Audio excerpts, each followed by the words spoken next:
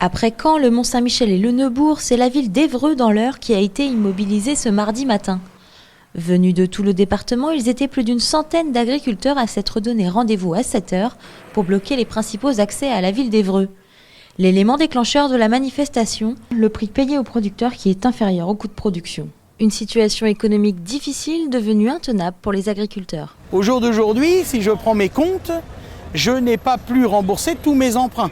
C'est-à-dire que j'ai été obligé d'emprunter de l'argent à la banque avec un court terme qui va être à rembourser, c'est un court terme sur 1 an, j'ai été obligé d'emprunter 85 000 €. Vous voyez un peu, hein? C'est-à-dire pour me mettre à niveau, pour pouvoir payer un peu tout le monde et réimplanter la culture de cette année et en plus payer mes crédits. Voilà, donc on ne peut pas continuer comme ça.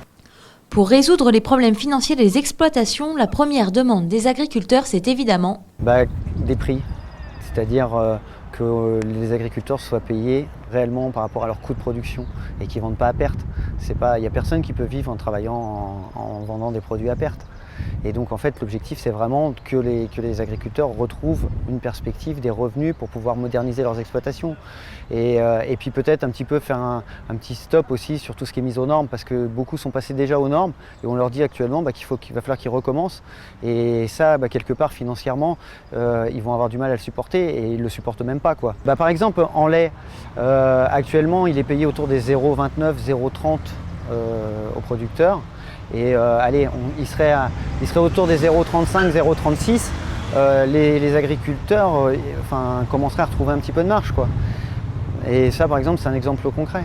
Et on l'a sur nos prospectus, en fait, où on marque bien le prix qui est réellement payé aux producteurs et à quel prix c'est vendu à la fin en produit final, quoi. Et c'est là où je pense qu'il y a moyen d'arriver à partager cette marge entre tous les acteurs. Les automobilistes bloqués par les barrages sont plus ou moins compréhensifs vis-à-vis des agriculteurs. Bonjour madame, vous comprenez leur mouvement ? Oui, mais bon, après nous on est pareil, en retard pour le boulot, c'est les contraintes, voilà, quoi. Donc solidaire mais en même temps un peu en colère. Voilà, merci. Je comprends, ouais. Après, je pense que c'est pas spécialement nous qu'il faut prendre en otage, quoi. C'est ça. Le problème, c'est la grande distribution et ce qu'il y a entre deux.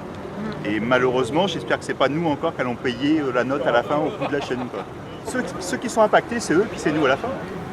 C'est tout. Ces manifestations font tache d'huile dans tout l'ouest de la France puisque d'autres points de blocage en Normandie et ailleurs sont prévus pour cet après-midi. Pour apaiser les tensions, en attendant le plan d'urgence annoncé pour demain par François Hollande, Stéphane Le Foll se rendra à Caen dans l'après-midi.